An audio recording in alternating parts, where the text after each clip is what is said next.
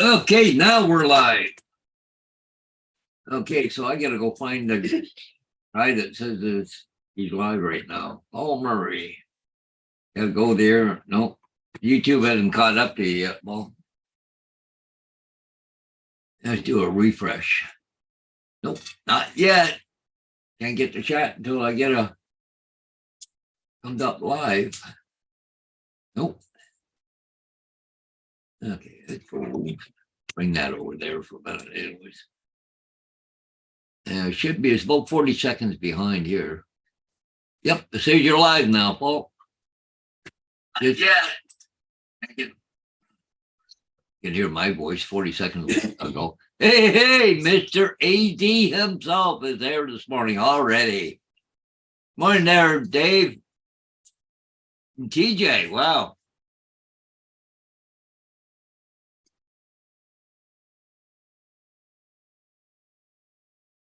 You got a full belly now there, Vader?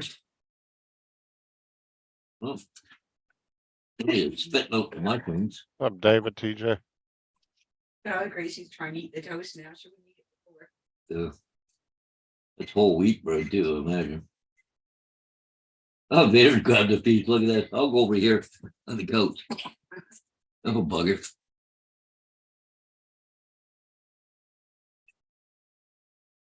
Oh, look at this. He's trying to hide it in the corner of the couch. I know, Gracie. Vader. Yeah, eat it, will you? Peter grabbed a piece of toast and put it over in the corner of the couch, trying to take the blanket and hide it. And now he's eating it, but JD is here. TJ. AZ is first as usual. that JD guy, hey, welcome.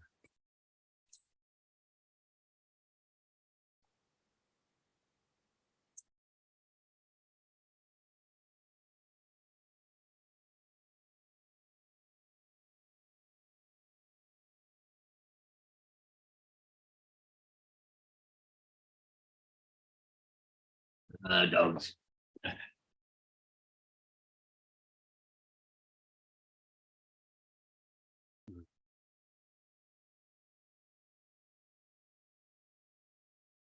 What's up, JD? All right.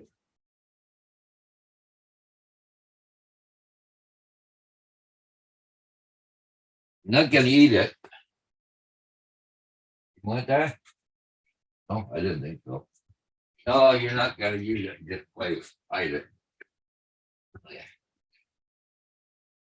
It's for later. Yeah, I think that's what you're doing, trying to save it for later, I think.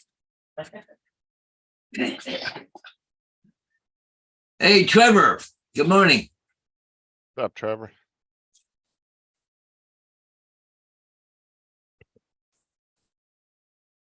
So what's on your itinerary today, Justin? Not much. Well, how's the weather down there in Florida? 81. Let's see. 81 feels like 86 with a high of 94. 85% humidity. Good. Pretty high in humidity, Yeah. what we are right now, but What? it's gonna rain around 1:30, so. Yeah. Want to be out of here by then, so don't get all wet trying to load out of here. Back in St. Thomas, yeah. You gotta go outside. Right back. I don't know if she's playing me here or not, but Yeah, she's playing you, Paul. she's pacing back and forth and she's huffing and puffing and.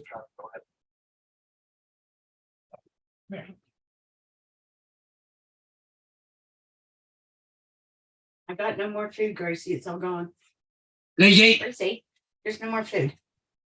yeah,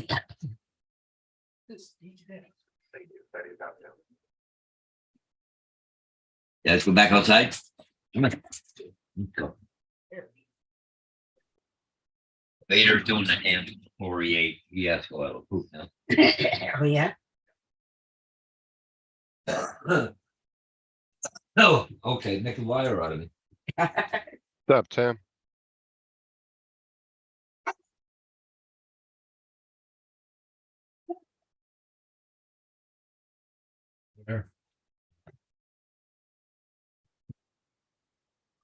Come on. She, you know what? She waited for me to give her the okay to eat her breakfast. Yeah.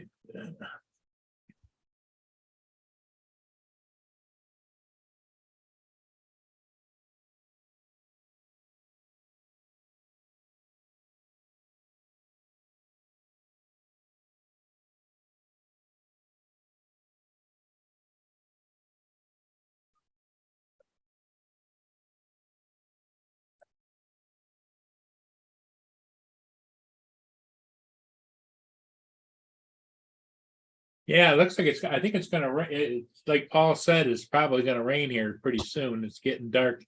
There was a little bit of sunshine out to the east at sunrise. really? but- Yeah, I think you're gonna get it before I do, Paul. Yep. Ours is stuff we're getting here is a pop-up. There was nothing, and all of a sudden, bang, it just pops up in our area.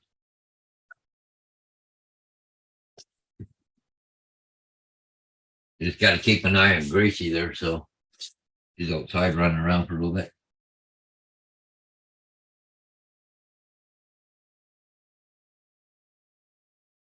I gotta put something underneath get a rain, they gotta put something under the tongue of that trailer, so if it does rain, it'll go back out, and that'll look in front of it. Here it is. Yep. Yeah, but I think that's gonna miss me though. See, that's going to the It's northeast. missing me, Yep. but Yeah, there's more coming over Chicago. and it's spinning like this. It looks like it's hanging around right there. But if you go to where I am, Paul, and watch the timeline, see, there's nothing. Watch, read about 1:30. All of a sudden, it pops up. See, boom. Yep. It's Like a a cold- line. Yeah, it's like a cold front going through. Now, where's Diane going to? She'd be just east of London, a little town called Ingersoll. Yeah, I read about that area. See that Ingersoll? That's Dorchester. You go to the right of that. Oh. Oh yeah. In a parade, right in the middle of the parade, they're going to be raining. Ingersoll right there. Okay. Yeah, Ingersoll. So what time's the parade start? 2:00. There's 2:00. Yeah, There's 1:30. yeah. 1:45, it starts to rain. Yeah. Rain, 3. Yeah. Fun there. That's not good. But it's still it's only 14 degrees Celsius outside here right now. Yeah, still cold. Yeah. Let me see. We got. Let's go here. Okay, and St. Thomas weather. We're 60 degrees right now. Yeah.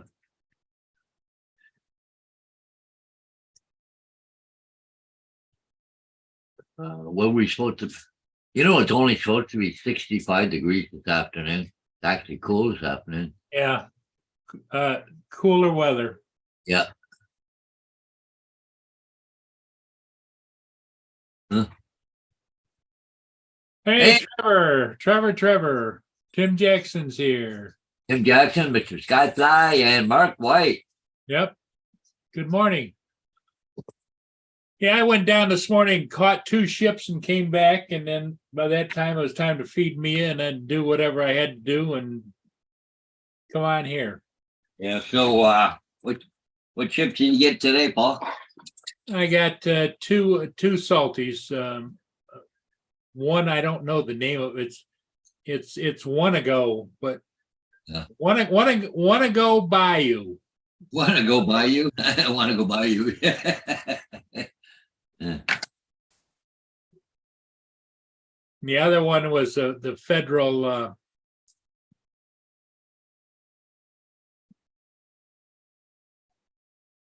Tracy, put it in the big the big butt. Federal Fraser. The other one is ONEGO and then space Bayou, BAYOU. One go Bayou. One boat's gonna go by you? Yep. Yeah. And the Federal Fraser. I decided to go get them because it looks like, I mean, there was a whole row of like 4 or 5 of them. Boom, boom, boom, boom, boom. And Hey, Laura.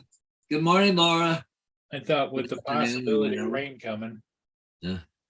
Get her done, you know? Yep.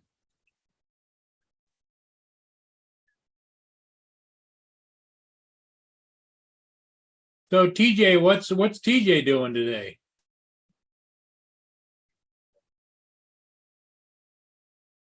Now, Tim Jackson, you're back to work this morning, is that right, Justin? Sunday morning. Well, no, it's his Sunday night right now. Sunday night, okay. This is 10 PM there. Doubt he's at work.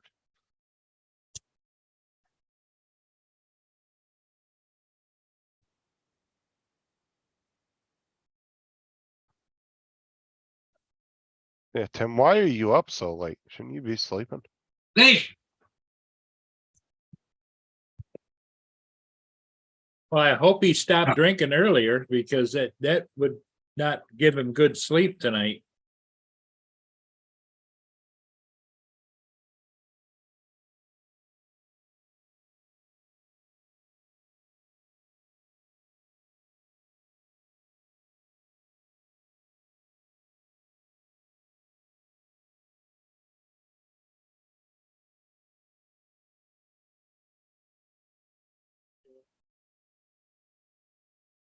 I see Laura has addressed you, Justin. Up, Laura. Joel, how's it going? Vader stayed under. My thing go again. Yep. Laura says, hi, Paul, and that thing, Justin. Okay, lay it back down, go to sleep. Didn't mean to touch you.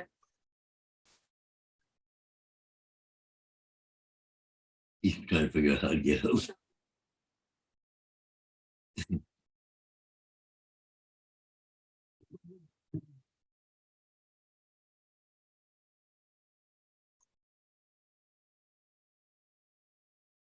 Remember their old honey there, she'd go in her blanket at home. Oh, yeah? She come out. So hot under her. Well, good she's What's already. up, Mark? No.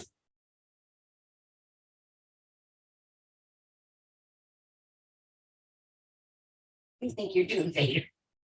Go on, down there, you're all wet. Your paws are still wet, go on. Yeah, the grass is wet up there.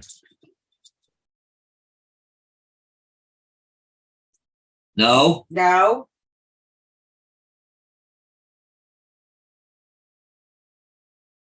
What's back? under Mark the- White said he made the mistake of watching the Barbie film yesterday.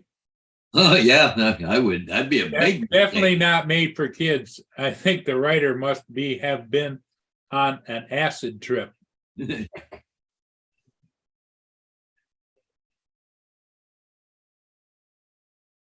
Well, it's funny because we were watching TV last night and there was a commercial there. It says there's going to be no one there to help you. It's people invading your house, and it was a girl and monsters and all this stuff. And like it was like a serious horror film.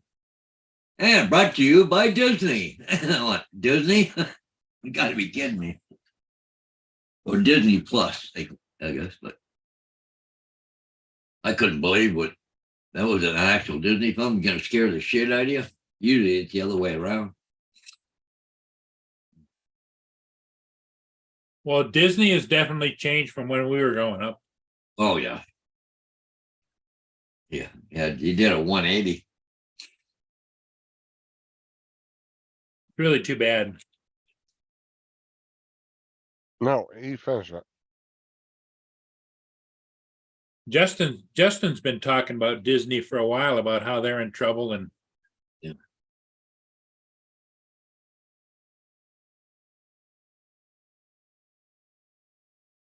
That's because all these companies realize how expensive it is to actually run your own streaming services, and they're doing all this original content, and $6 a month ain't paying the bills But the thing is, Disney for those keeps services. they keep doing remakes of their old movies. Like, why don't you put out a new movie? Like, or a new, well, whatever, but they keep doing remakes all the time and changing the narrative. And Well, and then they keep doing the live interactive movies where they're taking like Lion King and all that.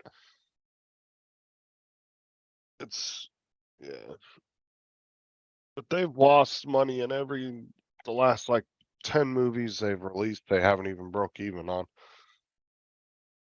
And plus, the movies are getting more expensive to make, they're spending, these big blockbuster movies, they'll spend hundreds of millions of dollars on these things. oh, And yeah. if they don't make a return, they're screwed. And even people going to Disney park, they say it's way down now. Well, people can't afford it now. what are they getting to go to Disney now? I have no clue, to be honest with you. I haven't looked into that. Are in a they couple still years. are they still charging by the carload or I don't. I don't think so I can, anymore. it's by the head? But it's getting quite expensive for a family now to go to Disney even for a day. It's like $1,000 or $1,200 or some stupid thing. You get 2 adults and 2 kids, and when I checked into season passes like 3 or 4 years back, it was a while back. I think it was like 5,000 a year for 3, 4, or 5 family of 5. Yeah. It was like 5 or 6,000 a year. Holy crap. When any other park, it'd probably be a few $100s per person. Yeah. Per season pass. Yeah, Disney is way overpriced.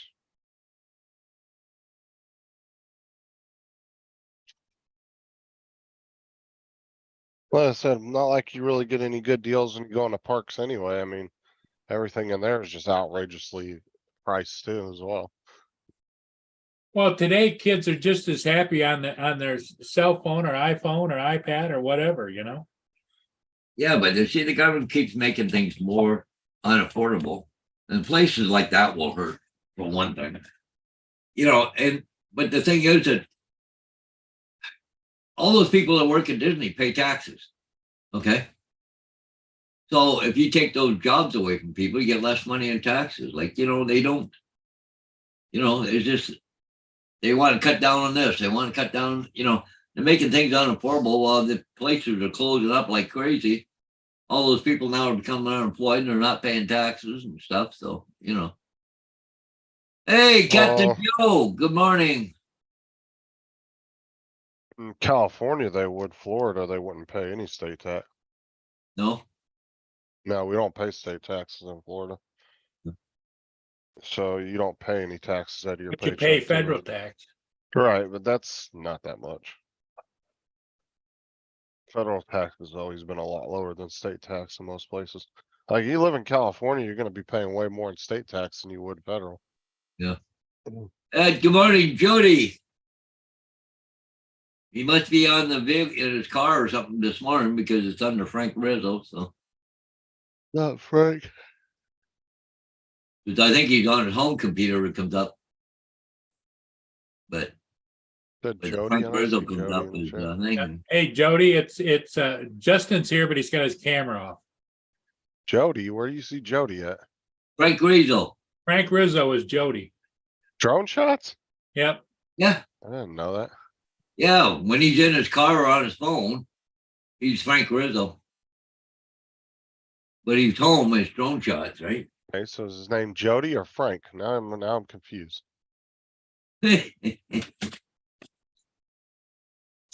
Unless his name is Frank Jody. I don't know.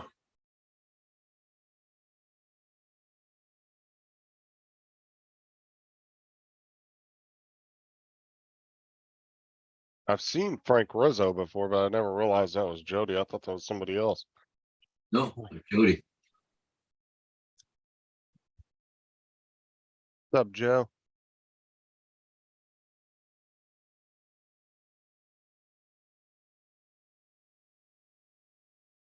First should kick out shortly. He's just starting to drop down a bit again.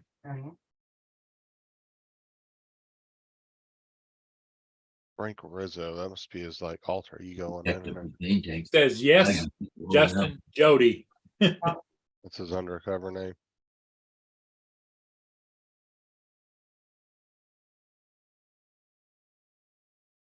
Mark White didn't know it either.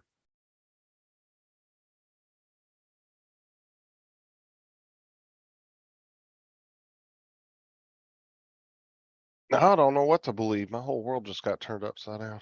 Skyfly. Well, it's like Dan there. How many aliases has Dan got? Yeah.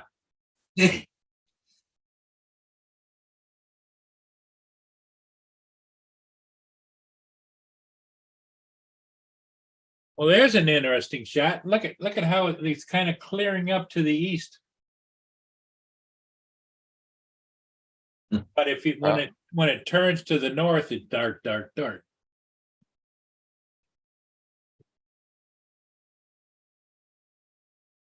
Oh, yeah, Captain Joe goes, I learned about midgets last night on Justin's channel. It was creepy.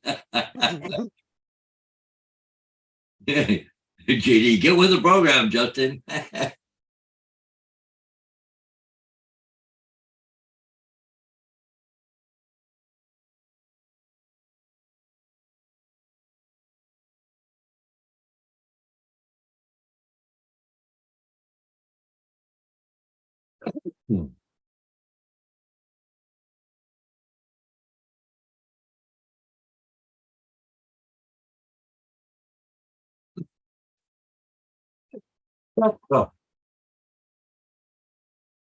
What'd you guys do? Get on the subject of midgets last night or something, or what?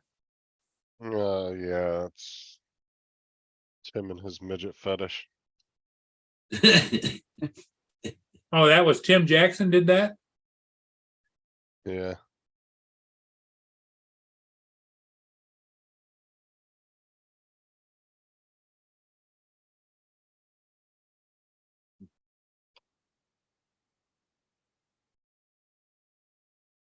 Professional bum program or but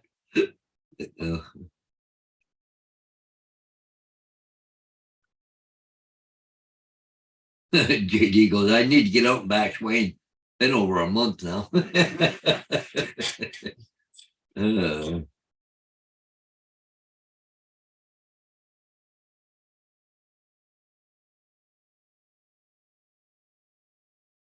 at damn dogs next door. Just back.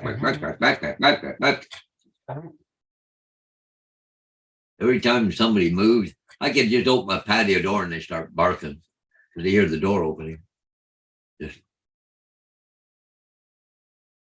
they laughed this morning. Diane yelled out the door, "Shut the fuck up!"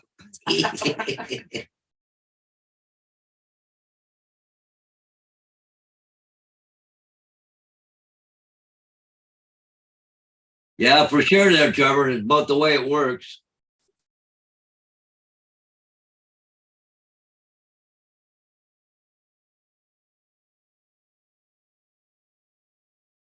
Oh, another ship coming down, but that's a tug barge, isn't it?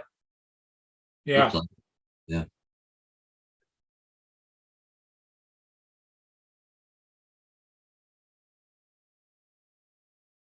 Tug in a work barge. Yeah.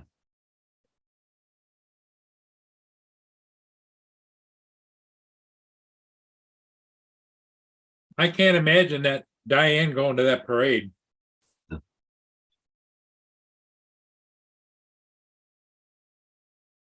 That won't be the first time they've marched in the rain.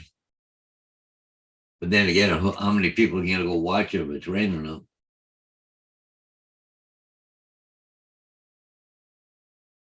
Mark said, difficult night last night. Kate had a seizure and lost the use of her of your legs for 12 hours. She's managing now. Wow. That's crazy. Hope she feels better, Mark. Yeah. Is that Mark's wife, I think girlfriend, maybe. girlfriend? Yeah, I don't think they're married.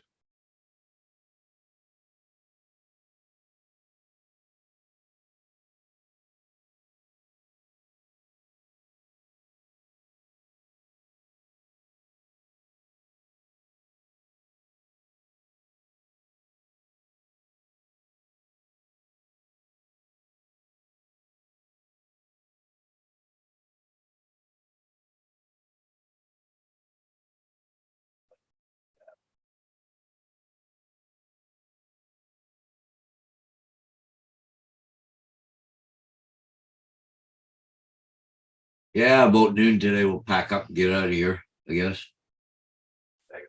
Back to the big town of St. Thomas. God, they came out with a baby Xbox recent or an Xbox Barbie inspired Xbox. I ain't gonna fucking fail. Who's gonna buy that? But this must be some part of its chemicals down below. Oh, something. Because look at all the piping and stuff that goes down. Yeah. Sitting awful low in the water. Yeah. Freaking Joe. Must be loaded.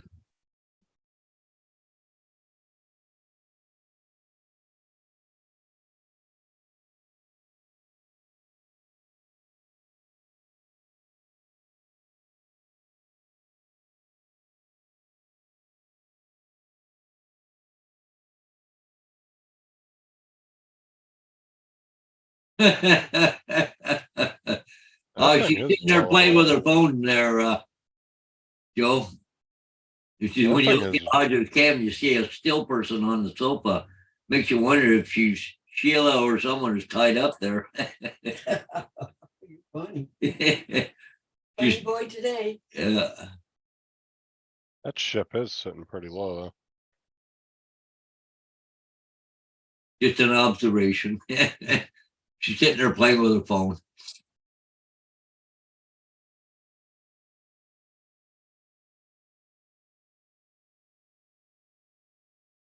Oh, girlfriend. Okay, Mark. But you said FND does some weird shit to her. Whatever FND is.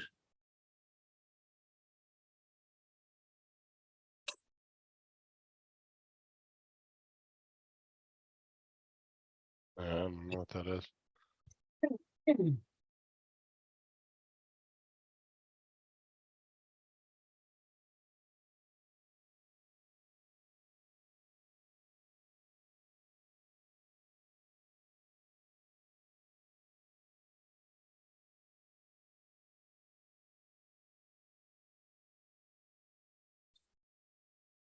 Still got blue sky here anyways. That's good.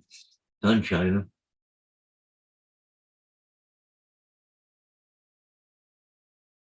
They should start warming the trailer back up then. Mountain Sun do. Yeah.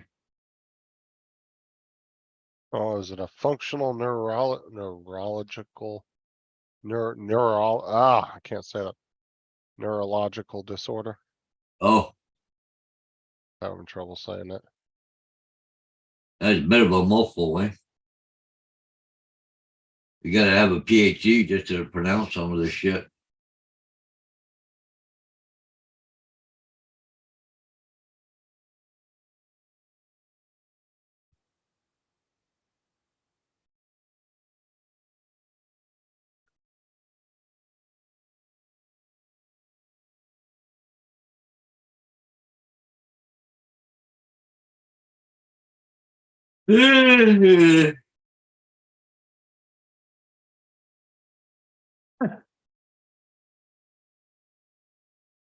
You see Yeah, I what, looked up FND on Google, Mark, and it came up with some mineral company in Australia.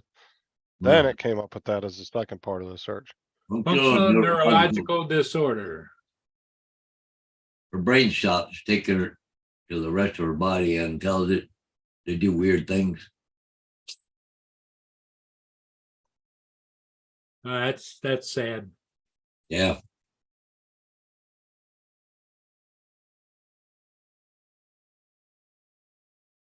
What's this? JD said, did you get bamboo going? AZ? Yeah, his bamboo printer broke. Oh, David had to tear it all apart, just trying to figure out how to put it back together. Or just trying to figure out what exactly was wrong with it. I think he'd figured it out, but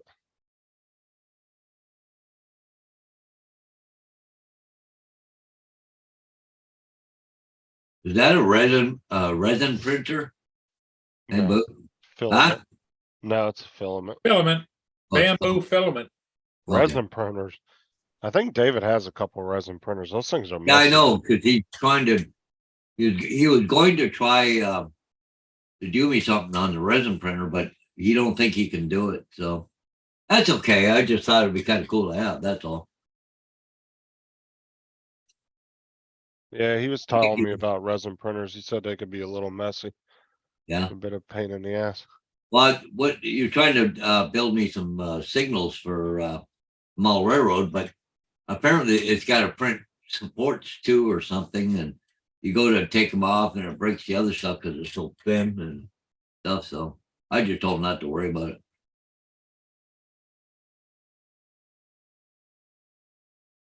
No open Can you- support ticket to get a bed. Looks like it is one piece. Oh. So David, do you have to send the printer in or does Bamboo sell parts? You can buy the parts yourself?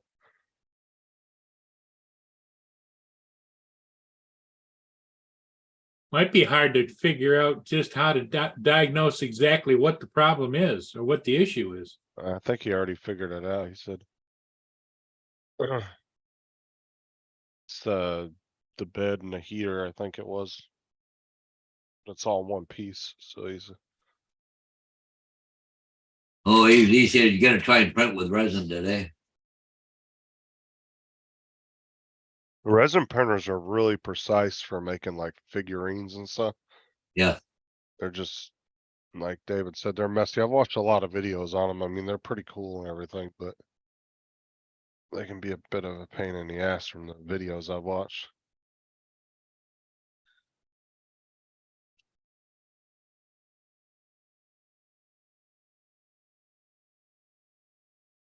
I was watching a guy make a bunch of figurines for like the thing you do with the trains. Yep. Yep. Made some really, really nice ones.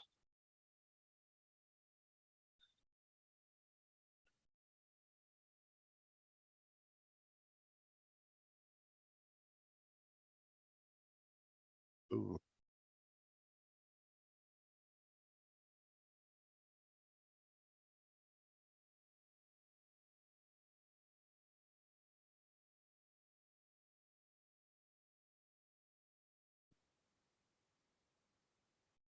Yeah, Jim's drowning was looking into getting a printer too.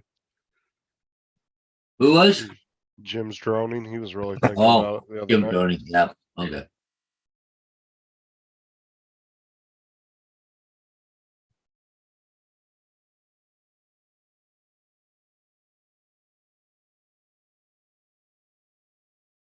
Yeah, is it bedtime yet? That has 4 different boards, not including motherboard. Jesus.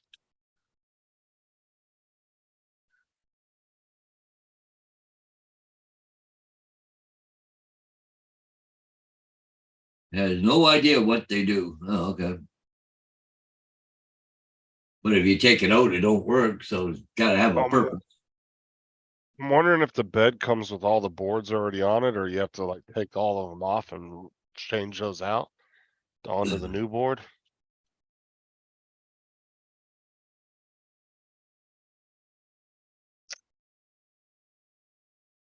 Well, he said, good thing it's got a service manual.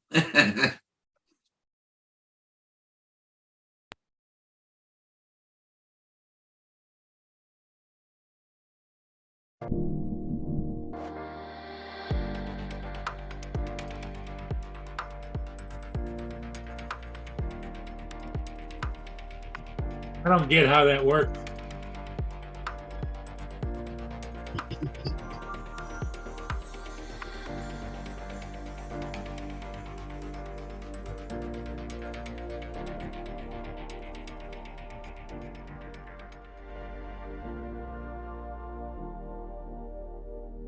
Yeah, so you've got to build all the supports for it in order to that make the actual thing, right? So, Yeah, because it doesn't make it. I don't get it. I thought those signals you could just do it with a regular printer, like 3D printer, but apparently it's got to be done with a resin printer. So This is my design for 3D printed compound printed. he said he has that printer too, there, Justin.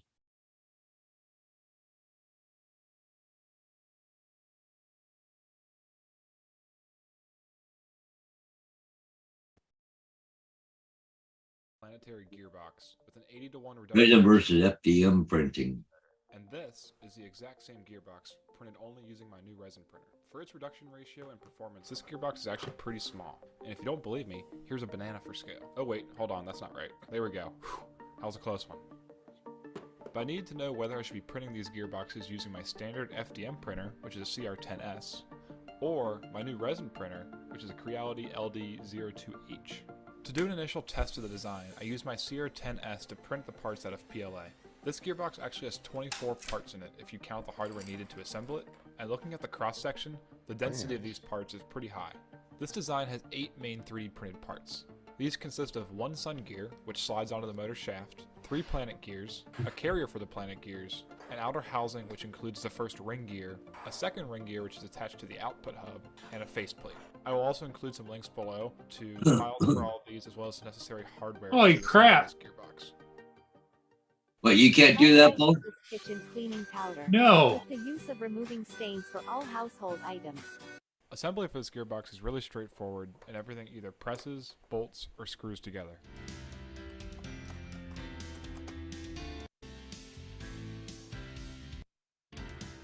I've had to do a decent amount of printer repairs now, motherboard and a few other parts, 20 kilogram Flash Forge, and had to reinstall firmware on the Neptune.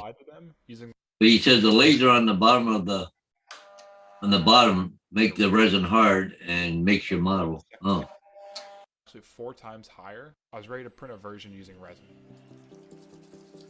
This Oh, is Jesus. how he mixes. You got to mix the resin. Is that? yeah.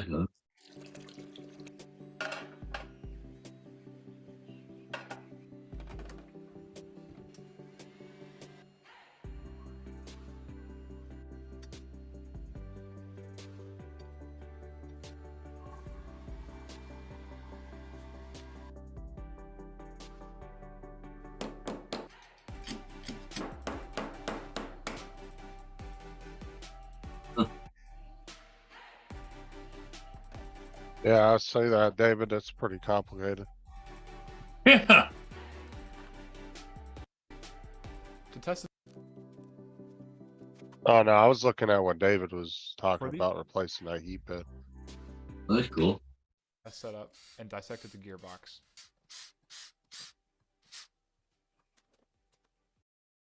Immediately, a bunch of powdered plastic and broken teeth fell out of the gearbox housing, which was definitely not a great sign. Further inspecting the gears showed that multiple teeth had sheared off and caused the whole setup to jam. However, to give resin another shot, I reprinted the inner gears using a stronger resin, and then restarted the test.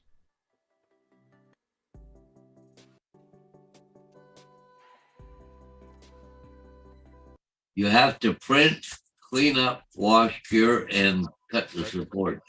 Acting up a little bit and Mix resin. Don't forget to cure it too at the end. Oh, you going up to the house? Yep. Okay. Cleaned up. Who's bathroom? powdered plastic and broken teeth falling out. I think the resin was just too brittle for this application. So what are they saying here? The resin ain't all that good or what? Yeah, he says the That's all our resin was section too reviews for brittle future for project gear review, action. So stay tuned for Yeah. that.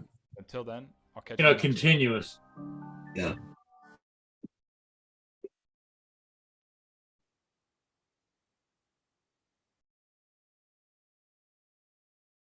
I don't know, you guys are the printers. I What's it? Resin, you UV light to print. After you print, you need to clean the part in alcohol.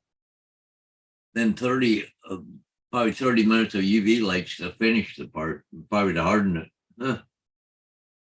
Well,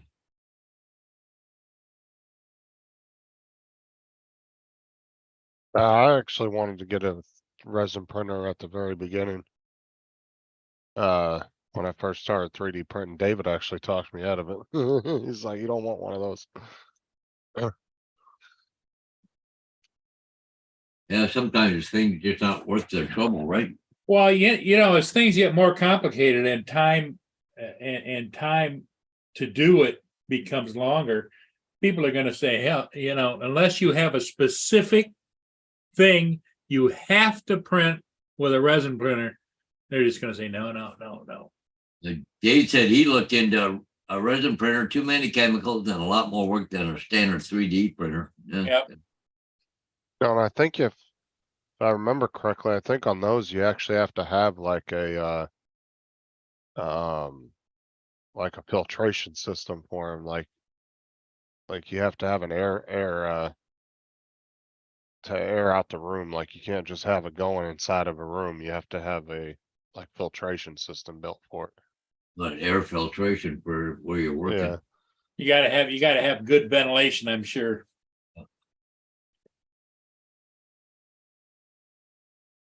Somebody was on a live stream one day, and I don't remember who it was, but they were talking about they were printing resin and getting bad headaches. Oh, it's probably Oh, chemicals, right? I want to say, who was it? Somebody said it on a live stream one day, and we were talking about it, and they said that they were getting really bad headaches when they were using it. And I was like, yeah, it's like probably Chemicals. not a good idea to be doing it indoors then, Yeah. or, without really good ventilation. I can't remember who the hell that was that said that. It's like this is probably like 6 months ago we were talking about it. Don't breathe the fumes. Well, you know, it's funny, even with something as simple as model railroad, if you're painting cars or stuff like that, they recommend a filter system. You know, like a vent outside. When you're spraying, the fumes go outside, right? Well, that's just like any kind of spray painting, like cars and whatever. They have some great big ventilation systems. But Whoever sometimes wa- we're just using water-based paints. You wouldn't think that would be a problem, but Well, because whoever asked me, I remember they asked me if they thought they should have ventilation, and I said I would if you're getting headaches. I just can't remember who the hell it was that was telling me that. But yeah, if you notice something's giving you headaches like that, you should immediately stop and figure out why the hell it's doing that. Yeah. I wouldn't keep using it though.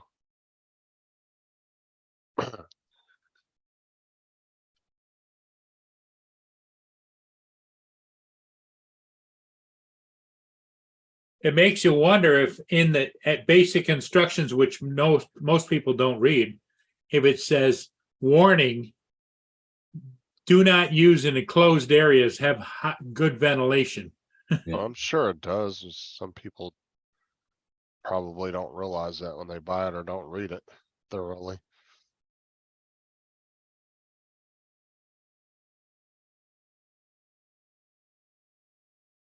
That would not be good. Well, and if you watch quite a few videos on I've watched quite a few videos on resin printing on YouTube, and there are a lot of them don't talk about having ventilation in the room. So, somebody might go onto a specific channel and watch some videos, and they not mention that you should have ventilation, and they think, oh yeah, I can just flip this thing on, and don't realize that they're supposed to do that, because that's where a lot of people go to get their information these days. They go right to YouTube. Yeah. It's like a video manual you can go to and look at stuff. Well, and what's nice about that kind of interactive tutorials is that it you could run into problems when you try to do it, but chances are other people have run into similar or different, or how they fixed it or how they didn't do it, or Well, that's what I'm saying. A lot of people won't read the manuals. They'll go right to YouTube, and if something doesn't get mentioned in a YouTube video, they don't pay attention enough. They don't know. Right.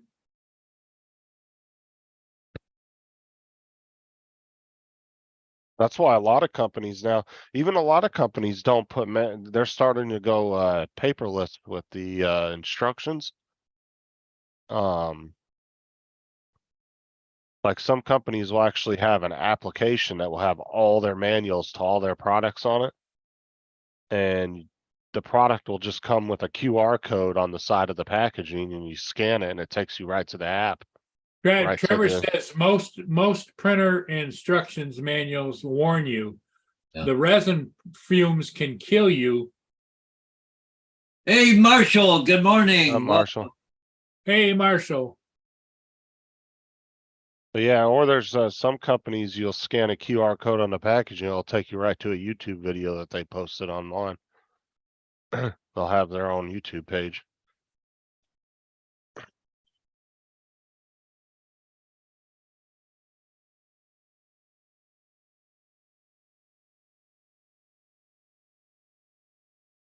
The last couple pieces of furniture I actually bought from Walmart had you would scan the QR code and it just took you straight to a damn YouTube video and it showed you how to put it together.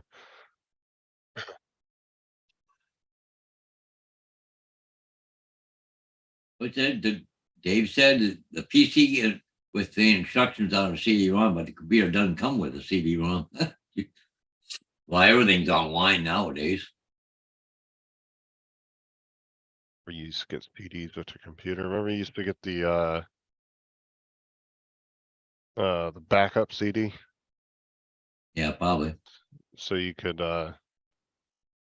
do a hard reset on your computer, wipe everything out, and you to put the CD in there.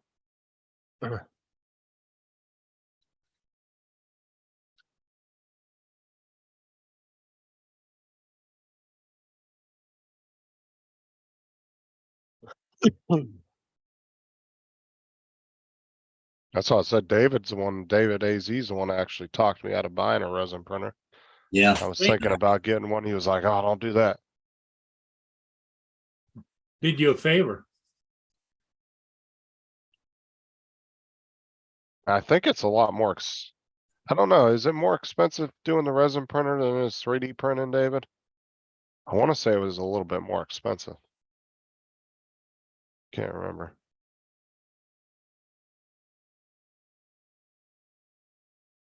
Yeah, JD, I got a CD-ROM that's mounted on the side of my, I just put some sticky stuff on there, Velcro things, and put my CD-ROM drive because they didn't come with one, right? So, I haven't seen a computer with a CD-ROM.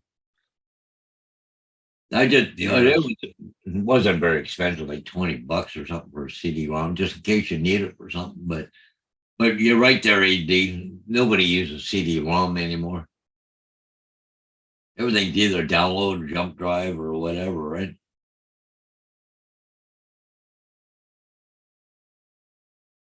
Yeah, but you're right. You can buy an external drive if you want to put one on your computer for some reason. You have a use for it.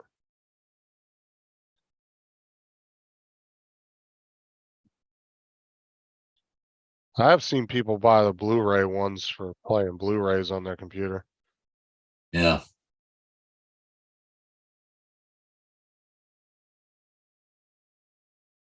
But you can And get some that people, Google thing there, and you can go from your TV and broadcast it, from the computer to the TV wirelessly or whatever. I think Sean has one for his Blu-rays for his computer. I think he said he had one of those. I remember. Yeah, the CD-ROM didn't. It was out for a lot of years, but it wasn't out as long as what like vinyl records or one of those other stuff. Or it's He's funny got how one for, you go through evolution, right? So, I know he still has one for burning CDs too. Yeah. He has CD burner, plugs into his computer. I got a machine at home hooked to the TV, you know, you can record and it goes to a hard drive, but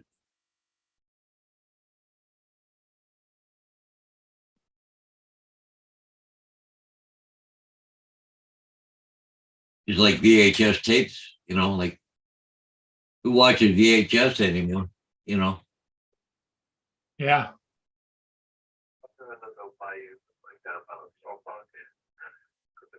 I remember going from VHS to DVD.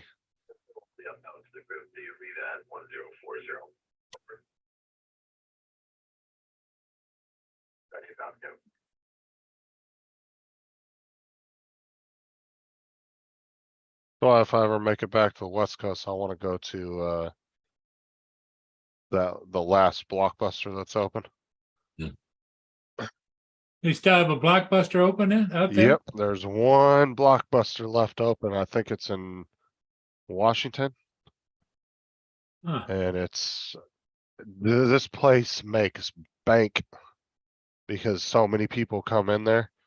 And you can still go in there and rent movies. They have rental cards and you can go in there and buy movies. They have memorabilia, Blockbuster memorabilia, but this place makes bank because people go in there for a nostalgic type feeling, you know? So a lot of people from around the country go in there and they buy Blockbuster memorabilia, all this other stuff. Yeah. Really? I really like to go see it because I haven't been to a Blockbuster in years. Yeah, that's what miners got too there, Mark. Yeah, you can go to a hard drive, but you can't just take it out the hard drive and put it in your computer or copy it or whatever, right? It has to be played back on that player only. Hey, Trevor. Well, you got no voice there, Trevor. No audio. Is that any better? There you go. Better. Very good. How Yeah, you you were doing? talking about you guys were talking about a subject that needs a lot of warnings. Resin printers, I was all for them when they came out. I had a number of the FDM printers, the filament-based printers, and I was going to look at resin, but the actual the base that makes the resin work is a carcinogen.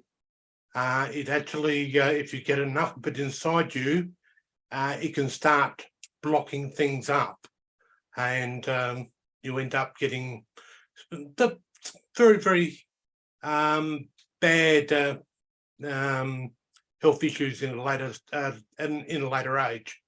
So it's something. By all means, you can use it, but make sure you wear gloves. Make sure you wear a mask when you actually on any uncured print. So when you're actually handling the resin and stuff like that, make sure you do take the safety precautions. That's Well, good. it's fine. That's good information. Yeah, but Yeah. you know, if it's registered as a carcinogen, that's why the government hasn't banned it. Well, they allow it because it is actually used in for a large number of industrial uses.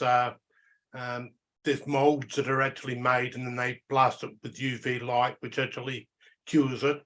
But yeah, how the printer actually works, there's a small little, what's like a tablet screen or a phone screen at the bottom. Yeah. Then they shine the image up. They're showing one layer of the image up, and that only goes ahead and lets through UV light, and then subsequently they that cures that layer, and then they just build it layer on layer on layer until they actually get the whole thing. So it is you can get some very, very accurate prints and things like your railway pieces. Was somebody who knows what they're doing and has had plenty of practice, you should be able to get those no problems, because one of the actual printer designers, Joseph Perusa, actually made a whole train set using the actual resin printer. Oh, yeah. He actually printed all the parts, the little houses, even the little people on the platform. And some of those things you look at how small and intricate they are. Mhm. And you can take a magnifying glass, you can actually see the eyeballs on the person. Yep. That's how much detail's there.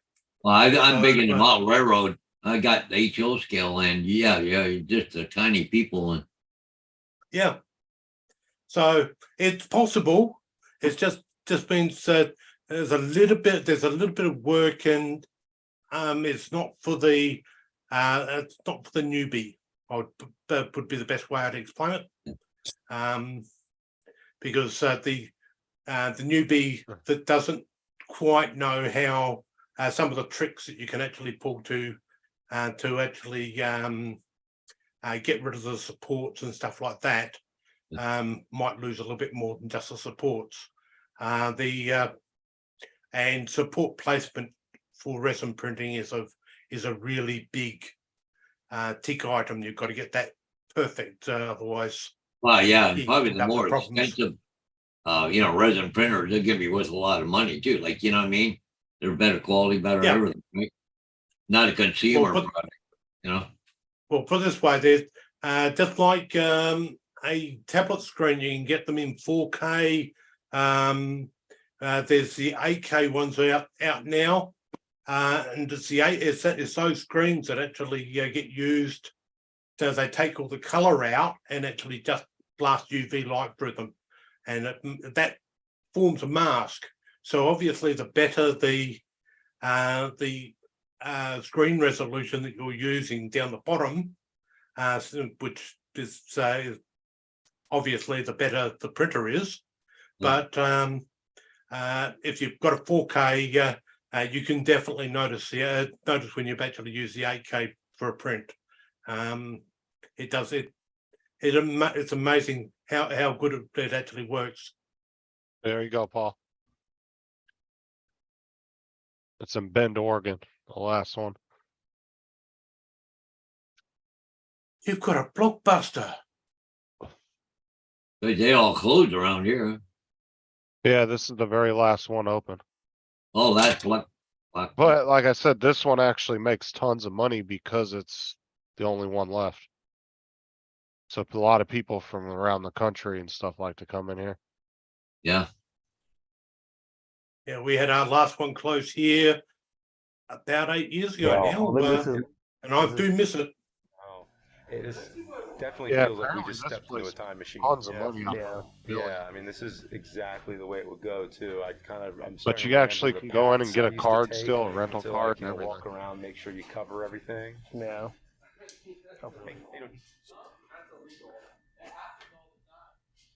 But yeah, Yeah, see, Just like an they awesome got like piece all of this history. memorabilia you they're can pretty buy. cool here.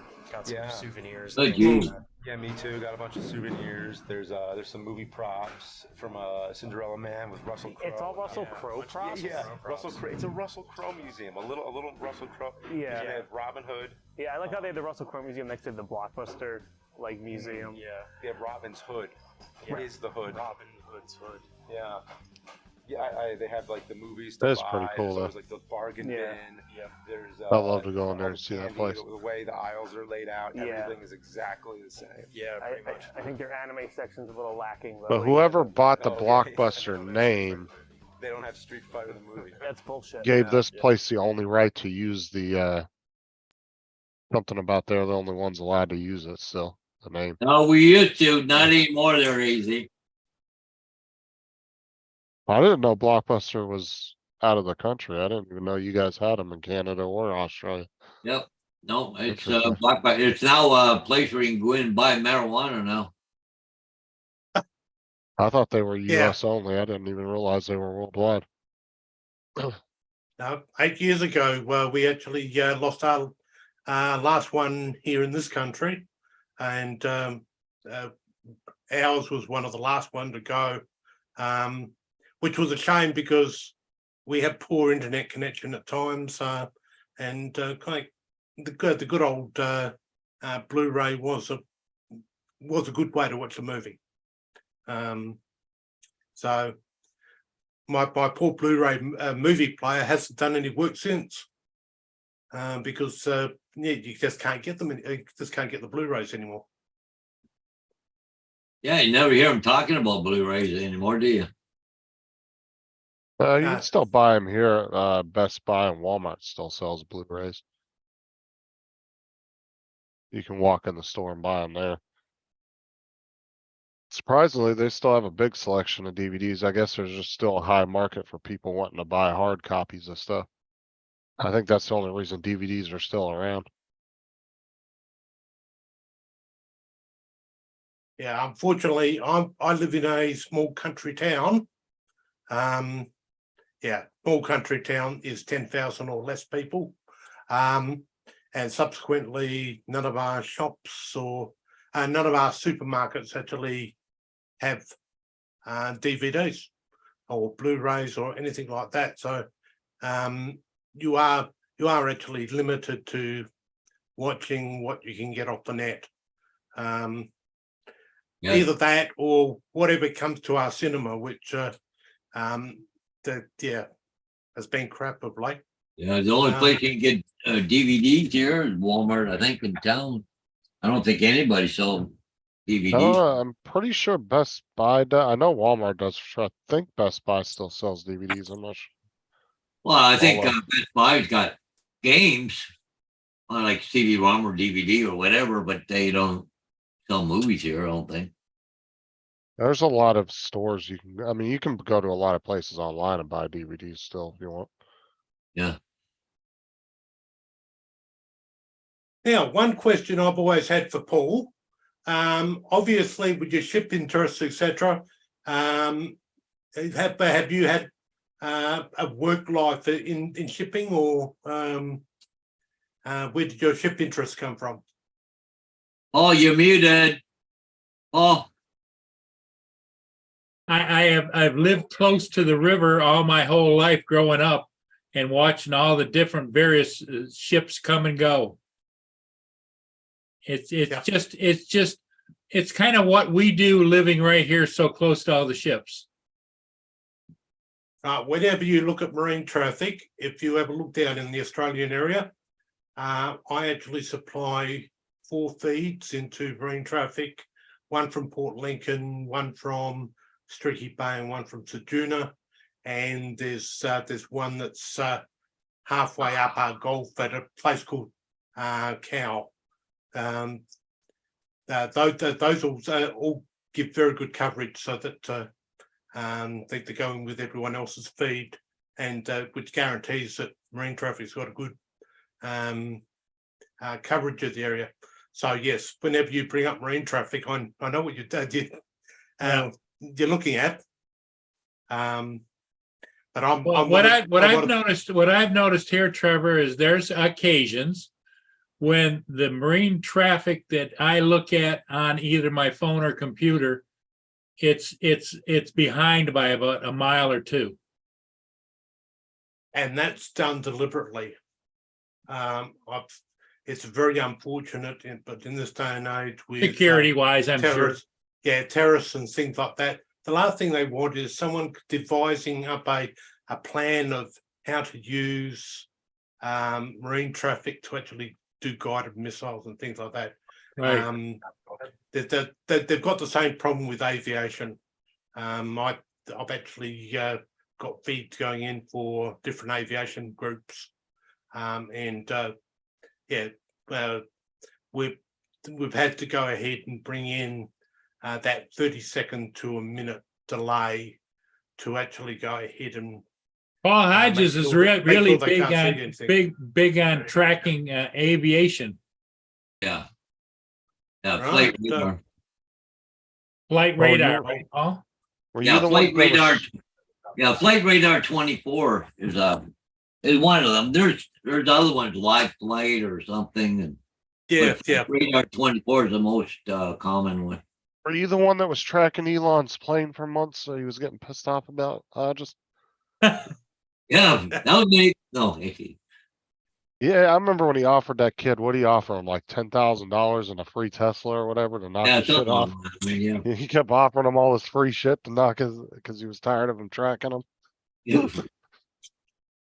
I would have just offered him something ridiculous. Here's $1 million, go about your business. It's one of those things. The guy Pep brought it up with me back 10 years ago when they were looking at the ADSB flight tracking. I went in and said, everyone can get the data anyway. The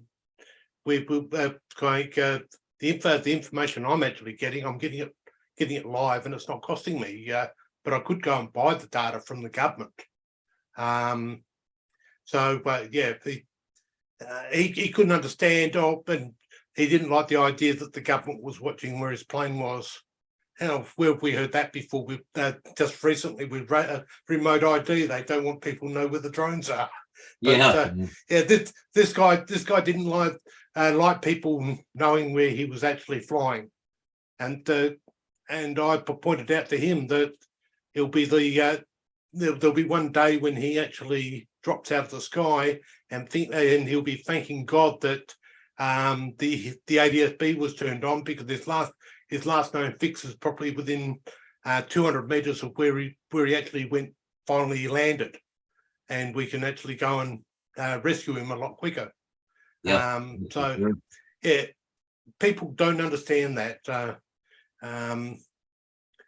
But with remote ID, I think you've got a little bit more time now. If your drone requires a module, which I can see that 1.5 miles coming, because the modules just weren't turning up on the market, and if people can't buy them, they can't fit them. When it push comes to shove, I think you'll find that remote ID will be the godsend for a lot of people, because the police won't come to speak to you. They'll go and speak to the person who's 30 meters down the road that's actually doing the wrong thing while you're doing the right thing. So you won't get arrested. You won't get arrested for doing something you're not doing. A lot of things that I noticed in regard to drones here in our country that we don't have the trouble, and I think it's mainly due to the fact that our CASA are very active in education. They've got Facebook groups that they're always sending out information on and stuff like that, and they're not seen as a fiend, unlike the FAA. Everything the FAA does is technically wrong. Oh, David's Altel just got remote ID on it. They must have updated them. Oh, it is now showing remote ID on Autel. Yep. Wow, knew because that was coming. everybody was touting that Autel wasn't on board with that. What's that? Oh no, the remote ID they have to do was the geofencing they weren't doing. Geofencing, okay. Yeah, they can't do the geofencing because they've used a processor chip which is too slow. So they can't do the geofencing. That's one of the trade-offs. DJI have done it very, very well over the years, but they've had to put a higher grade processor in each time. Each new drone that comes out, they've had to go ahead and accommodate for the geofencing, where Autel don't need to worry about that, so they can use a cheaper processor that's not quite as good. But with remote ID, them actually having backward compatibility, it sounds good that they've done that. Finally, I think DJI are having trouble with the Mavic 2. They can't get that compliant, and the and your old Phantoms. So those will require modules. They're never going to get there, but your Air 2, your Air 2S, they should have had a firmware update and be all okay. And of course, all the later all the Mavic 3s series that were produced after we knew that remote ID was coming are obviously voluntarily able to do it. But yeah, it's something that I believe the United Kingdom are waiting to see what happens in the US, and hopefully they don't try and rewrite the book like the UK does normally. Someone releases drone rules in America, and then they go ahead and we can do better and come up with an absolute disaster. Where here in Australia, we've taken the slow approach on it. At times it's a bit of a pain. We can't do FPV here in Australia unless we're at a flying club, which is something that I disagree with, but I can see where they're coming from. And they're being changed in their ways of thinking over time. But they come to looking at it, we don't require people to have a license as such to actually go ahead and operate commercially. So if you're doing just a little bit of stuff for YouTube or whatever, you just do an online I think it's about a 20-question online test, and then subsequently you're up and going. You're just then certified to be able to go ahead and operate commercially. If you want to go and play with the big people and the bigger drones and stuff that's above 2 kilograms, then you've got to be like myself and go and get your remote pilot's license, which is technically your Part 107. So it's a little bit easier here, but unfortunately, yeah, we'll probably end up seeing remote ID here, count on with the UK and the US actually goes crashing down in a screaming heap, or as long as there's no major disasters caused by remote ID, I can see them bringing it in here in Australia within time. Doesn't Japan already have remote ID? I think they already have it implemented there. Yes, they were the first to go. Japan, China, their remote ID. You put your mobile phone number in, and it broadcasts your mobile phone number, so the police can actually work out where you are, and actually speak to you if they need to. Those are the two countries I do know about. New Zealand, they aren't as lax as a lot of people are led to believe. They have tightened up security a hell of a lot over there, and they probably will end up going over, even though our friend XChat might be a little bit disappointed with that. Yeah, I think it'll be a case that we will actually see our friends in New Zealand actually go backwards. But yeah, I'm here in Australia. I'm quite happy with the rules I've actually got. I can fly within 30 meters of people.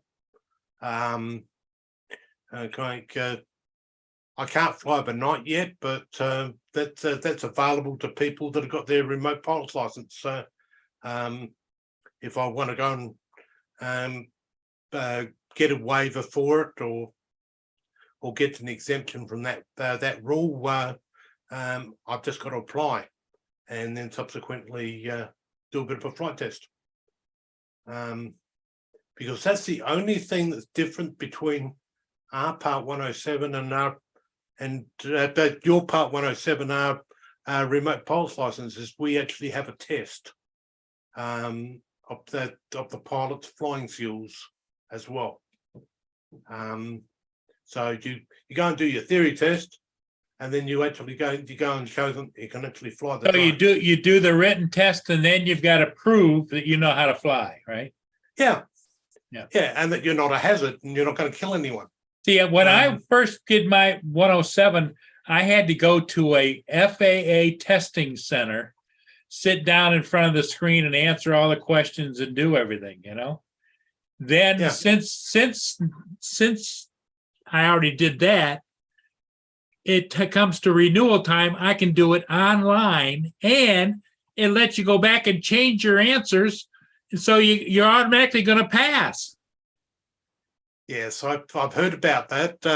But here in Australia, they worked out that once you've actually got the competency of knowing the stuff, you don't forget it.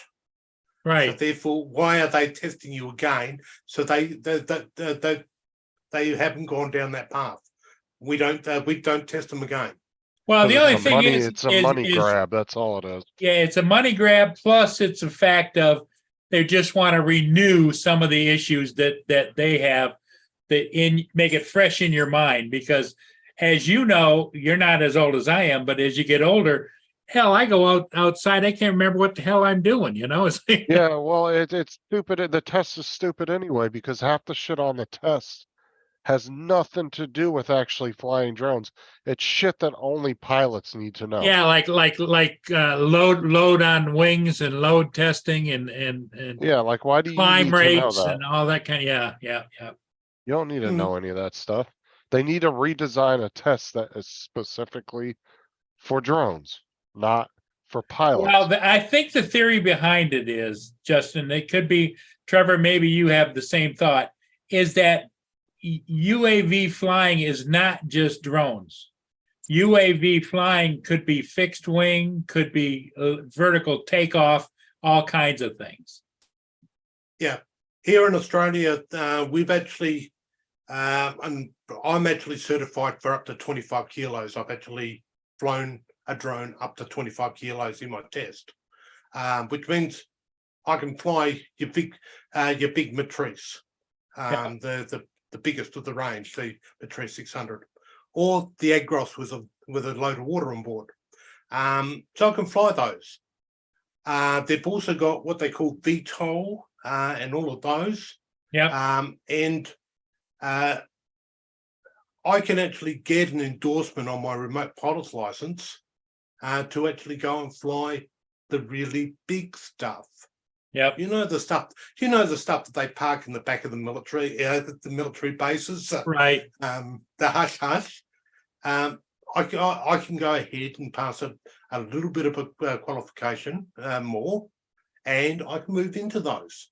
Yeah. So therefore, they've gone ahead and they've made it that remote pilots are the remote pilot license is a very broad term.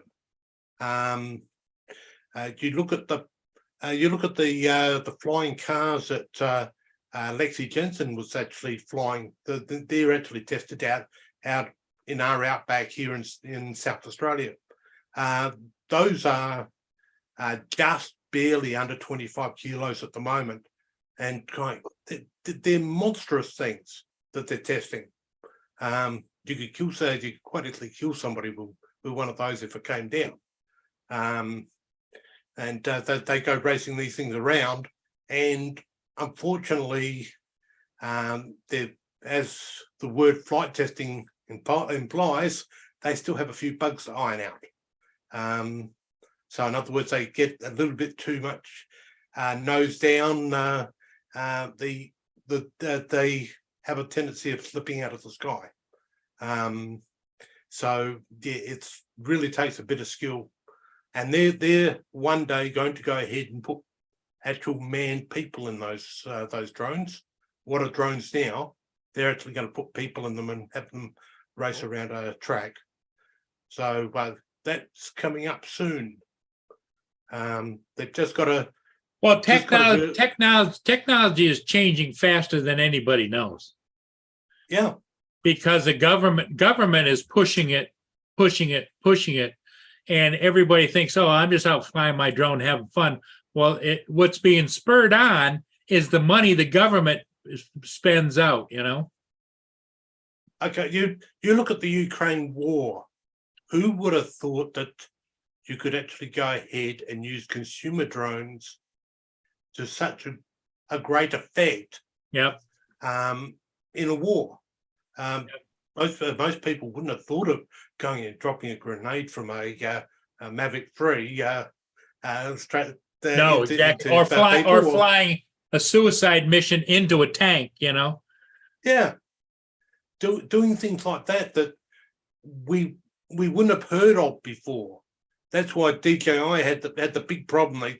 They wanted to sit on the fence, but at the same time, their drones were being purchased at an alarming rate, obviously to go into the Ukraine. Right. Because you don't need any specialized qualification to fly one of these things. So they're actually getting the women who have been left behind actually flying drones.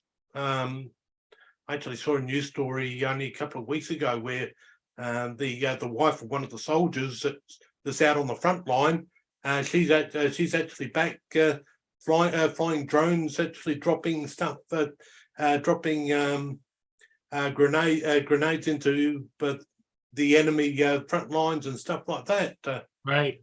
So it is In support of her husband, yeah. Yeah.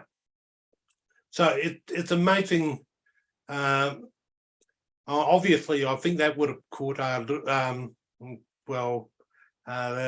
certain gentleman from another from that horrible country, and to think, because he wouldn't have expected that type of technology to be available to the Ukrainians. Yep. But I believe out of the, I think it was the UK, one of the drone channels over there actually went ahead and got donated a lot of drones for them to go ahead and do that originally. And it's a fantastic idea. So after this war has fully finished and everything, and everyone does their look at what worked and what didn't work, I think you will find that our Defence Force will be looking at buying a lot of not commercial drones, but going ahead and buying the basic consumer drones. Because we all know you can actually drop fishing gear quite nicely from a drone. There's the little rigs that you can buy. Well, and they've got those underwater drones too. You know, it's like Yeah. The industry has really expanded fast. In my lifetime, I've seen incredible steps forward in electrical engineering, electronic engineering, and all this remote stuff going on. You know, it's like look at Japan and their robot. Oh yes, and this is something that it's going to be interesting to see where it does take us over the years to come.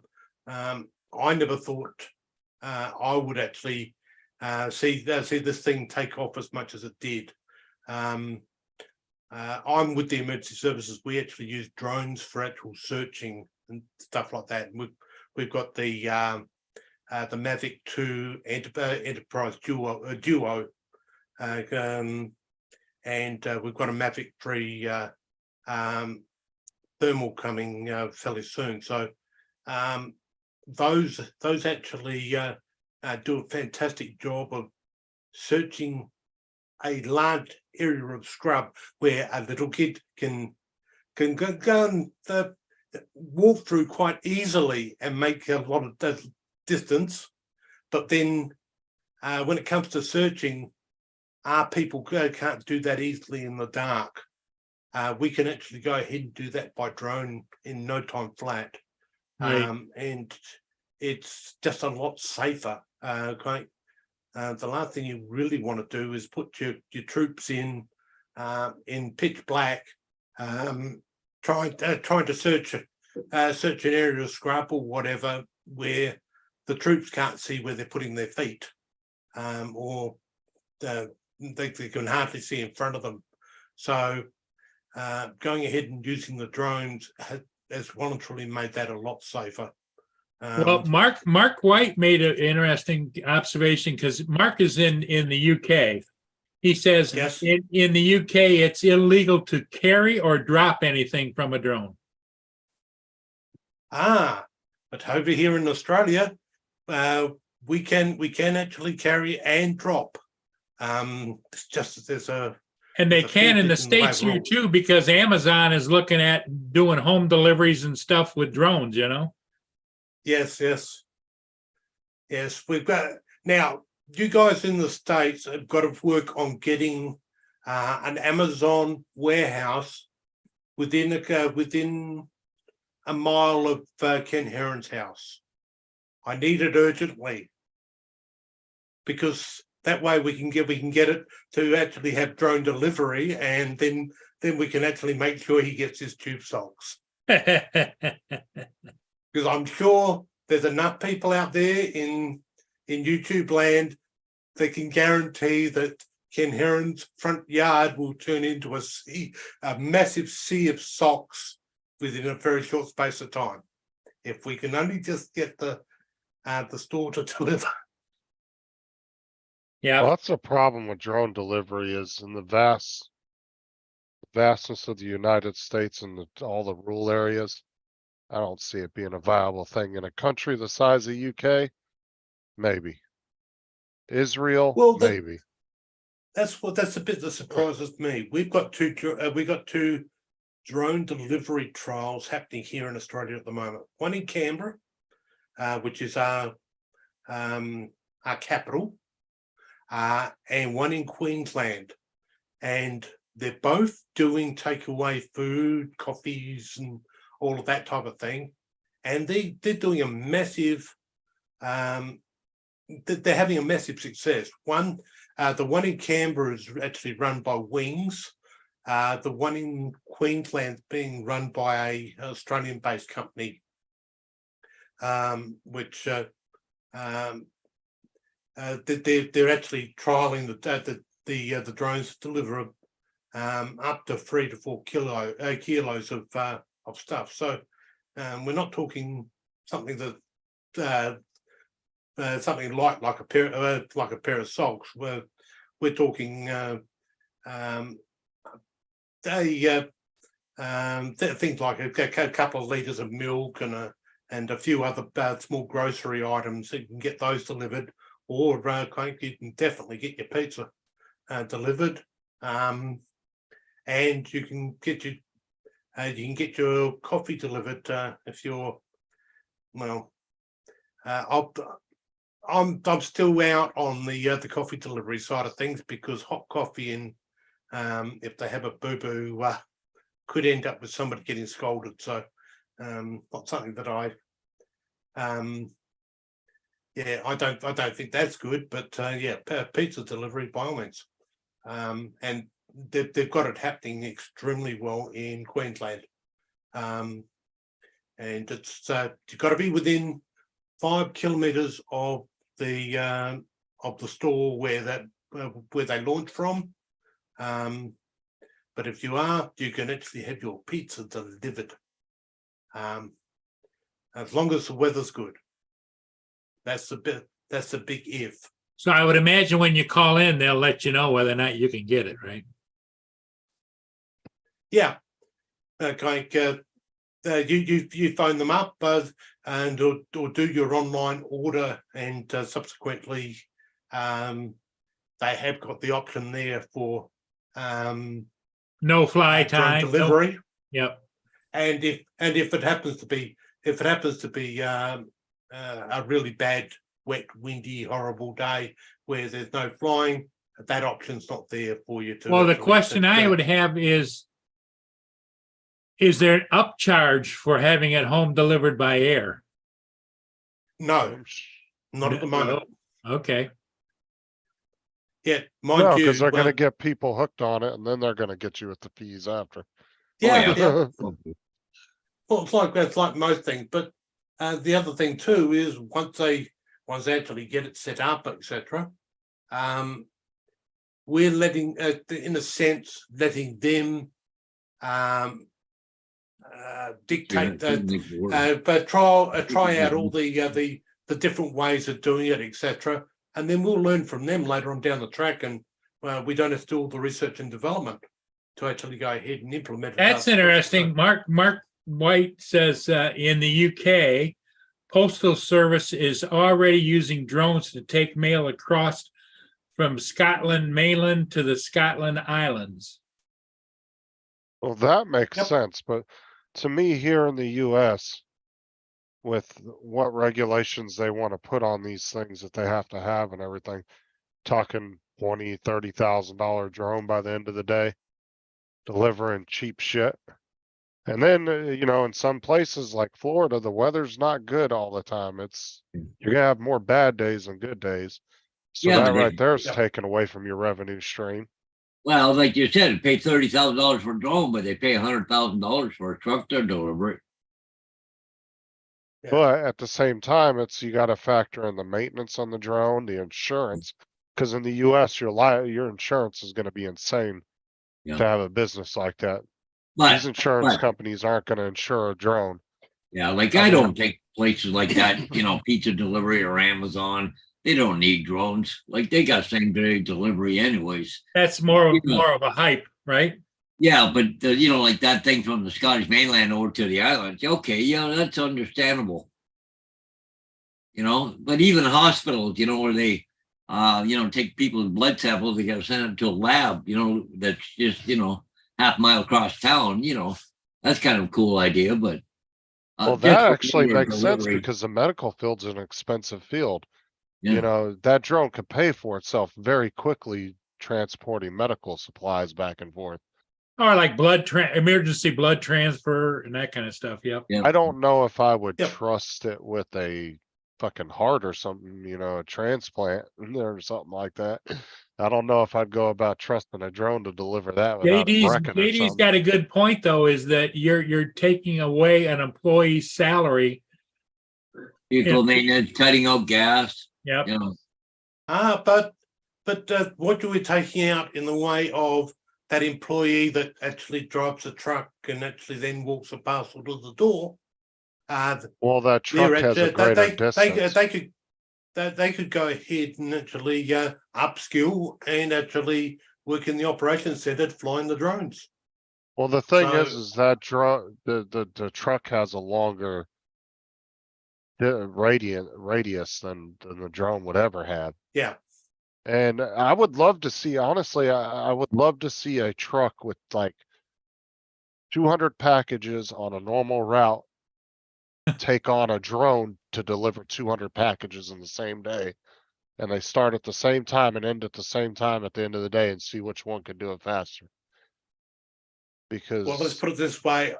If you were to go on the delivery people in my town, I'd go ahead and say not who did it the fastest, but who actually got the parcels to the right place. Would be the ideal part. and with all the parcels being stolen these days, I don't know if that's the best idea.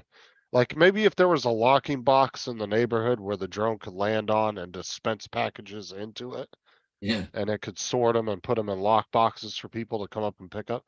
That would make sense to me, but just dropping packages in the middle of people's yards, I don't find that to be a good idea. Cause it's not like these things can walk it up and put it on the porch. Well, and the thing Yeah. is, like my place, I can't fly from my house because there's no room to take off.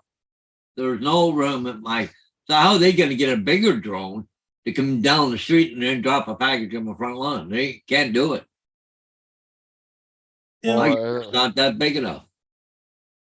And we got The only way I children. could see him getting around that is it would be a requirement. You have to be there to pick up the package. But yeah, I don't know. I think it's more hype than anything. I don't think it's really all ready for that. I think these companies are gonna find out real quick that it's not as viable as they thought. And it's not gonna be the first time big companies have made big mistakes in their perception of something.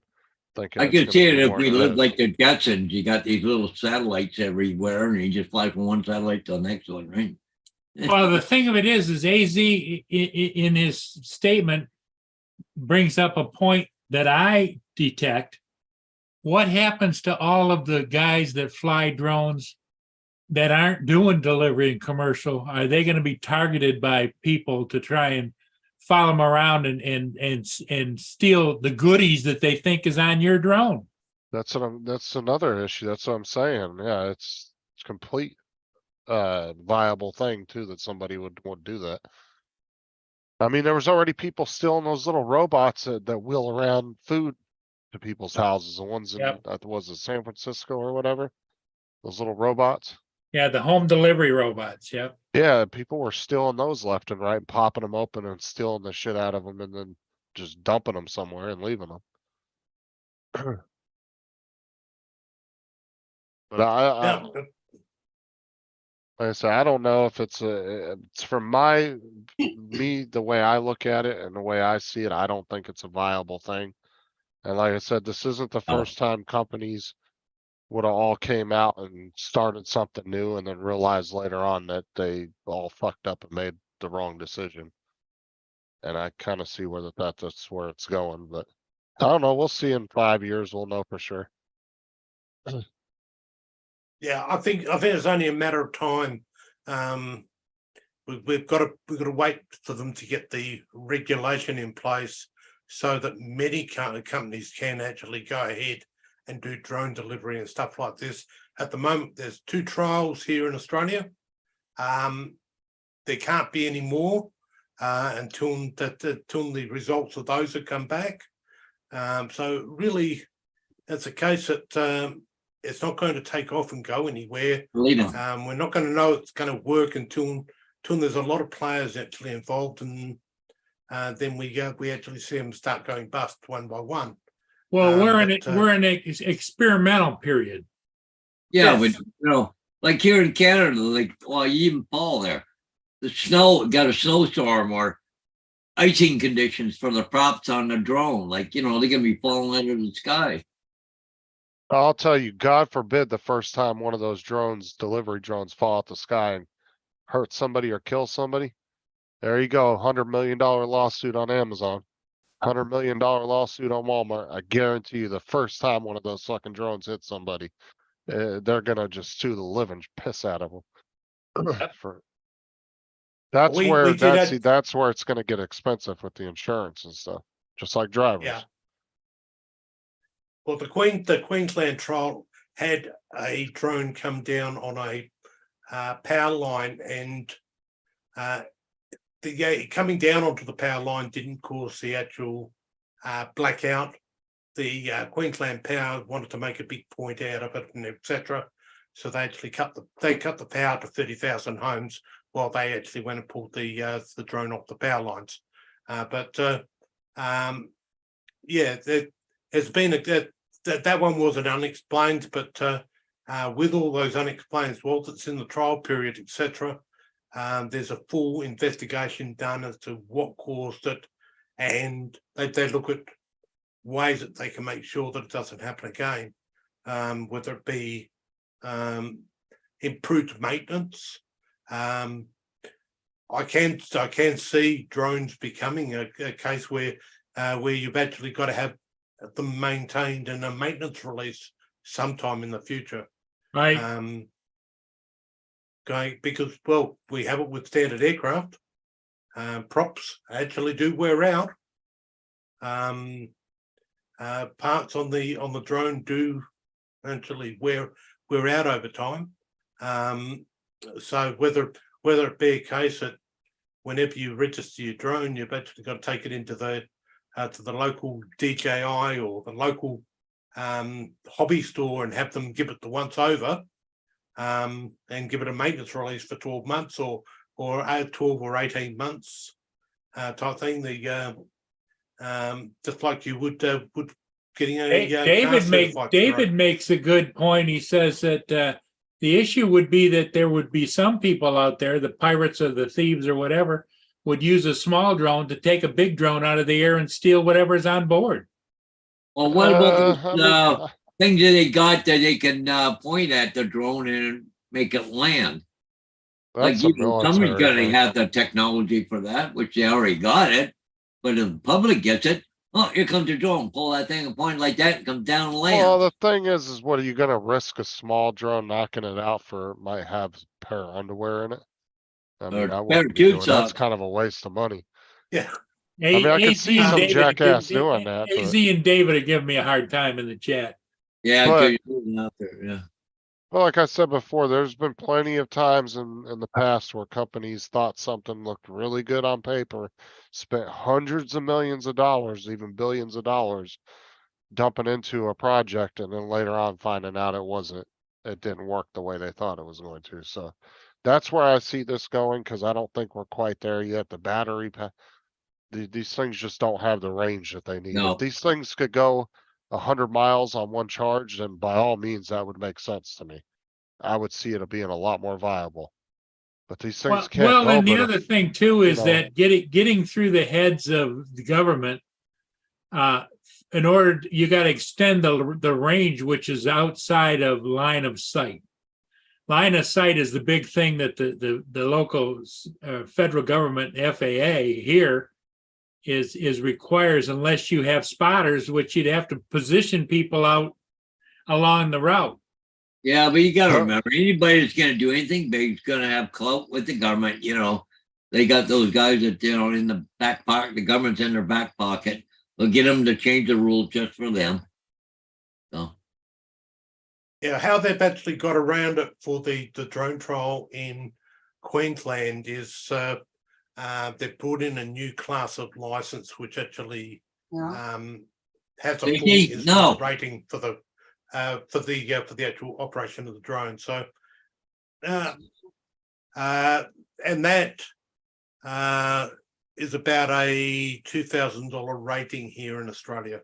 Yeah. So in other words, by the time you actually pay for the training provider to give you the training, and then the CASA stamp and them actually giving the tick of approval, yeah, it's quite expensive, but there's a lot of subjects actually involved in it, because you're actually being taught how to fly an aircraft. Okay. As you would with a get instrument rating for an aircraft. So And you know what's funny is like I get what JD said about cutting out gas and all that, and the worker and everything, but if you look at them doing the trials at the Walmarts here, they literally have 6 guys out there sitting at a tent in the parking lot for one drone. So how much are they paying each one of those guys to sit out there all day to want you to run one drone? They're literally 6 of them sitting out there, and 3 of them are staring at the screen like this. One guy's flying, the other guy's spotting him, looking. I mean, it's like you're paying 6 dudes to deliver a box this big from Walmart. Like, I a don't. perfect job for you, Justin. Yeah, there you go. There's a hey, look at perfect job Justin, for here you. comes your new TV. You could be air traffic control for Well, retail. what I'm saying is, are they gonna make these things all self-automated, or are they each one gonna have its own individual pilot? Well, that's the big question in general. So really, because you're just taking the driver and putting him inside of a AI building. is taking So over. what do I you mean, say you're going to then? have self-driving cars. You're going to have self-driving drones. You're going to have self-driving everything. But what I'm saying is if this entire system's gonna be self-automated, or are they gonna have a pilot for each drone? Because they're too afraid to take the human element out of it. If that's the case, you're literally just taking the driver from the truck to the drone. And they're never gonna get rid of the truck. Let's face it, I don't care how much drone delivery they try to push. You're not gonna get rid of any of those trucks on the road. There's just too many packages being pushed every day. Well, I'm not going to There's get not too enough comfortable trucks. until they start delivering Tim Hortons coffee. Oh no. Coffee. There, but like I said, They're never gonna take these delivery trucks off the road. There's too many packages, too much shit being moved at Hang any on, guys. given If you're gonna time. order my Tim Hortons here, you know, I'll have it delivered short. Okay. Yeah, So if order me some anything- Boston creams too, Yeah, Paul. you want to buy the great delivered your If place? anything, I think they're just gonna add more people to their workforce, which isn't a bad thing. I mean, they're adding more jobs, but at the same time, is that saving them money? Yeah, it's one of those things. We're just going to have to wait and see. And unfortunately, driverless cars. I went ahead and said I didn't think I'd actually see that in my lifetime, and I'm done to get back to thinking that now. Even though we actually had the trial, a trial here in South Australia a couple of years back before COVID. We had a big trial, and they said within 12 months you could actually have driverless cars, and I said yeah in your dreams, and I'll be dead and buried before you get there. And yeah, it has gone very, very quiet again. Yeah. I think it's the case they have worked out it didn't quite work. Well, And the only way plus- I can see like a parcel delivery working or something, there's going to be a central hub or say several of them in a town or a city that you have to go and pick up your parcel. Like it'll go there and deliver it to that, you know, like a parcel delivery place, and you go there and pick it up. I can't see it going to every individual house because it just can't happen. Not going to happen.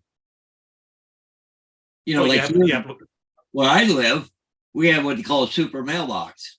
Okay. So we have to go down the end of the street, you know, everybody on that street, they're all in one mailbox down there, like, you know, just different drawers. But the thing is, that's going to be if they get delivered, that's the only way they can do it. They can't go to everybody's individual house and drop parcels. Can't happen.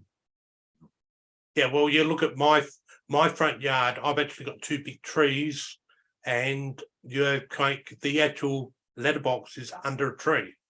Yeah. There is nowhere. There's nowhere in the front part of my place because I'm actually in a unit. They so still I've do only that got- over there, Mark? Yeah, we still get mail delivery. No, I was And talking they, about Mark. He's talking about getting signatures for parcels. We hardly ever get that over here anymore unless it's a really high-end item. Yeah, we do actually have to sign for some items over here too, which is a bit of a pain. Especially knowing the fact that when a certain Australian Postal Network goes out and says, yes, we will be delivering your parcel between 9 a.m. and 11 a.m. And then you actually end up getting it at 4 p.m. Yeah.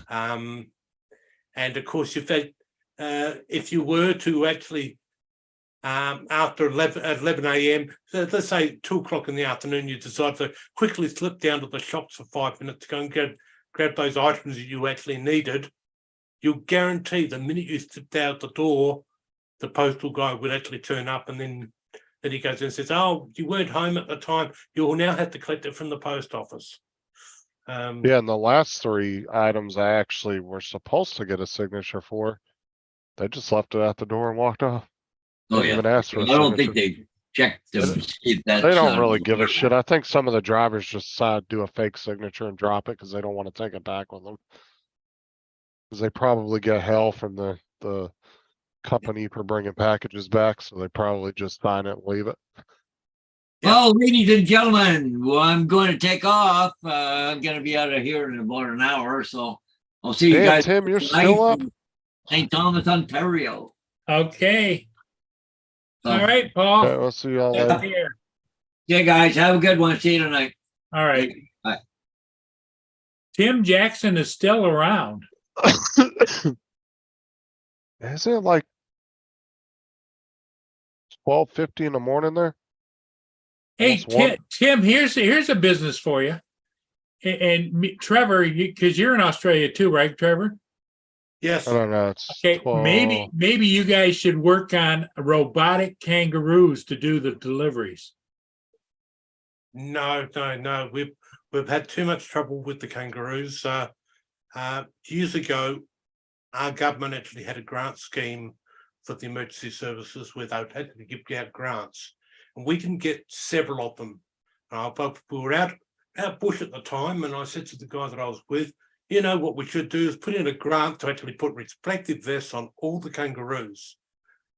And that kind of go for a few weeks later, I was thinking about doing it. I thought, no, I'm definitely not going to do it, because knowing my luck, I'll probably end up getting the grant and then having this bloody kangaroo to put reflective vests on them. No, they're a very big pest on the road over here. Oh, really? Like Do you guys would they have with death. do they get hit by cars on the road? A lot of the time, they'll come out from nowhere. Yeah, they're like deer over here. Yes. You guys have got deer, and a few other animals that stray out onto the road. Deer, bear. Yep. The kangaroos, boy, they just bounce in from nowhere, and they actually do a lot of damage to vehicles. The worst time is just before sunset and just before sunrise. Apparently, they go looking for the moisture on the side of the road. Dawn and dusk. Yep, dawn and dusk, and so you try to be off the road by those times, especially in the danger areas. I've had a couple of close calls. I haven't had one yet, but I've actually seen a lot of vehicles that have actually been hit, that have hit kangaroos and other wildlife. Wombats are worst on the Nullarbor Plain. What's up, Jason? They have a tendency of actually crossing the road without permission, and you'd think a wombat is only a small guy, but I'll tell you what, they can cause some bloody damage to the underneath of a vehicle. So yeah, we do have our wildlife problems. Oh yeah, you got a lot of big wildlife over here. You got, depending on where you're at, in some states you could have like moose, you can have bear, you can have deer, Elk. Yep. elk. I think they have moose like up in Alaska, don't they? Yep. Yeah, depending on what state you're in. Yeah, again, there's some dangerous ones like elk and stuff will really fuck your car up. You got buffalo. Those things are just walking tanks. Yeah. Well, if you go down around Texas, you'll find cattle alongside the road killed by big trucks and whatever. Oh, you got wild cattle, wild horses. There's all kinds of big ass animals in the US. Yeah, it's one of those interesting ones. We've both got that in common. Kind of vehicle.